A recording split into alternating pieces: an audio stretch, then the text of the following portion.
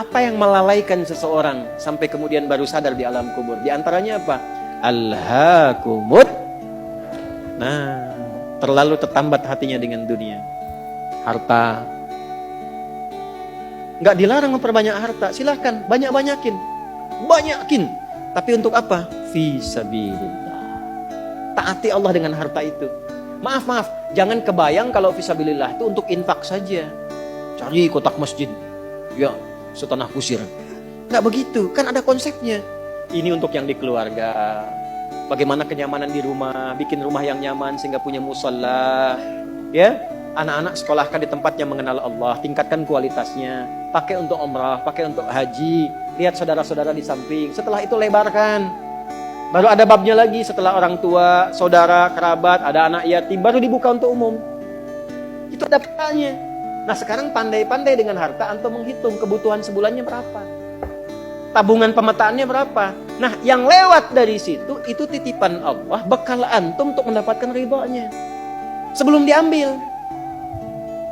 Antum gaji 30 juta, kebutuhan rumah tangga 15 juta, tabungan 5 juta. 10 juta itu bekal tabungan antum tuh akhirat.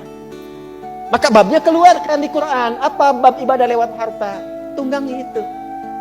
Jangan terlalu bergantung. Nanti begitu meninggal baru sadar. Mau balik lagi nggak bisa. Antum sekarang punya kedudukan. Satu saat hilang kedudukan itu. Pelajari bab tentang fikih kedudukan. Bagaimana menaati Allah lewat kedudukan. Bikin kebijakan yang baik. Sebelum meninggal. Antum lagi belajar sekarang. Taati Allah lewat ilmu. Bagaimana cara belajar yang benar. Sebelum meninggal. Ada yang kerja ngumpulkan harta aja. Ya, ada yang ngumpulkan, hitung sebanyak-banyaknya sampai lupa, tidak menjadikan semua itu sebagai bekal pulang. Selanjutnya, Al-Adiyat ayat 9. Afala ya'lamu idza bu'athira ma fil qubur wa husila ma fis. Tuh. Ini untuk pelaku maksiat. Yang banyak berbuat maksiat. Apa nanti enggak malu dan enggak khawatir kalau itu diungkap di alam kuburnya? Silahkan Anda tutup-tutupi saat di dunia. Tapi kalau nggak ditobati, di alam kubur akan terasa. Saya ulangi, di alam kubur akan terasa. Silahkan tutupi. Jadi ada dua tipe pelaku maksiat ini. Yang pertama, pelaku maksiat yang menutupi kemaksiatannya, tapi tidak tobat.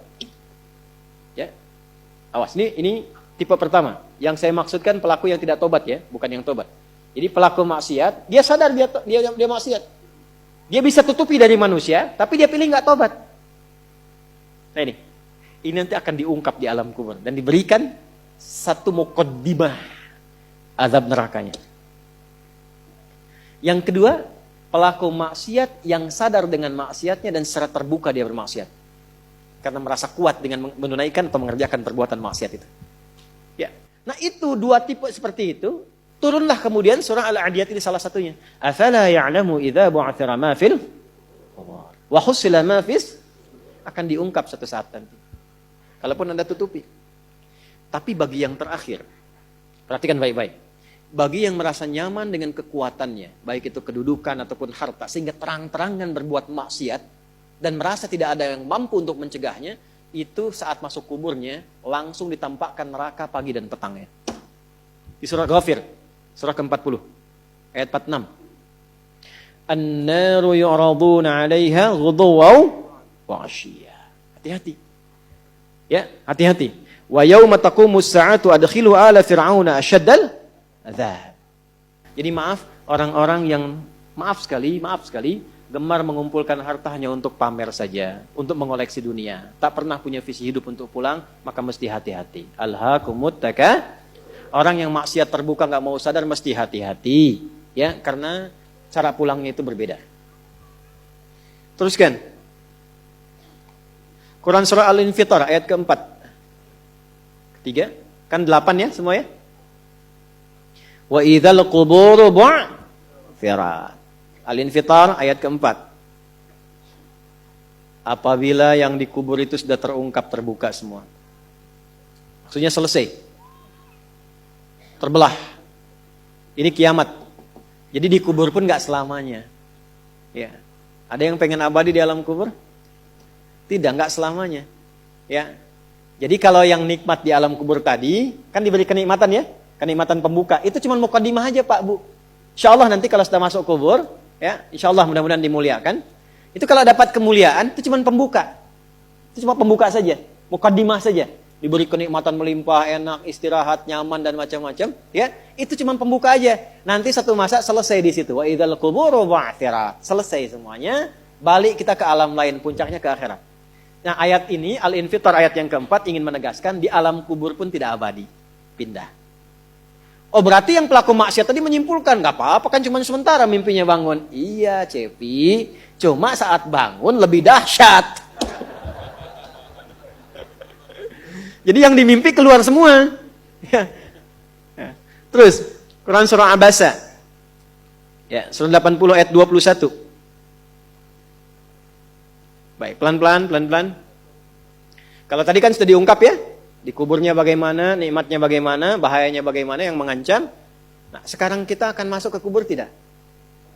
Akan masuk tidak? Nah, maka di Abasa ini diingatkan. Quran surah 80 ayat 21. Thumma amatahu fa'aqbarah.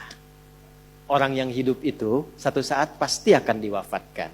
Kalau sudah wafat akan dikuburkan. Di semua kita tidak ada yang bebas dari penungguan di alam kuburnya. Tadi tunggu. Ini CAQ semua kan? Calon alam kubur. Kita akan masuk nih.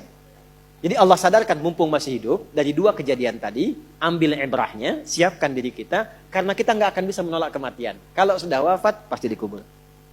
Teruskan dulu ya, kita agak cepat. Al-Mumtahanah ayat 13. Sudah? Ini nyambung semua ayatnya, indah sekali.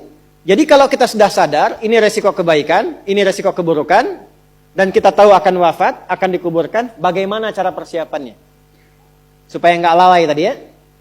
Maka Al-Mumtahanah ayat ke-13. Ya ayyuhalladzina amanu la tatawallaw qauman ghadiballahu alaihim. Qad ya'isu kama ya'isal kuffara min apa? Ashabil qubur. Maka jangan banyak bergaul dengan orang-orang yang menjauhkan kita dari ridha Allah Subhanahu wa taala. Cari teman yang baik sekarang. Pertama, maaf, bikin kebaikan di rumah tangga dulu. Itu kan teman hidup. Ya. Awas, hati-hati. Kalau melihat istri kurang baik atau sebaliknya, jangan dihakimi, jangan difonisi. Justru Allah kirimkan antum itu untuk menebarkan kebaikan dan menyempurnakan kesemaan bersama. Jelas? Jadi sekarang yang dilakukan teman hidup dulu. Rubah jadi baik dulu. Anak-anak jadi baik dulu. Setelah itu cari tempat tinggal yang baik. Bergaul dengan orang baik. Antum yang kuliah cari teman yang baik. Antum yang kerja cari teman yang baik. Maaf. Kalau ada tawaran, kedudukan, hartanya berlipat, tapi menjauhkan Anda dari Allah, ingat ini. Thumma amatahu fa'aqbarah. Ingat saat ditawari itu Anda meninggal. Dikubur. Dan ingat ancamannya. Ingat pasalnya tuh. Ya, ingat suratnya. Paham? Nah, karena itu, masukkan ayatnya, jangan sekali-kali, menjadikan keadaan di sekitaran kita justru memperkuat datangnya ancaman Allah dan nestapa saat kembali ke alam kuburnya. Bahkan orang-orang yang tidak beriman pun, yang buruk pun, yang beriman tapi maksiat pun, itu sejatinya ketika temannya masuk ke kubur gak mau ikut-ikutan. Makanya disindir oleh Allah. Hei, kamu ini sadar gak sih? Orang yang mengajak kamu maksiat itu, lihat temannya meninggal pun, temannya wafat pun, dia gak pengen ikut. Kadang-kadang dia abaikan.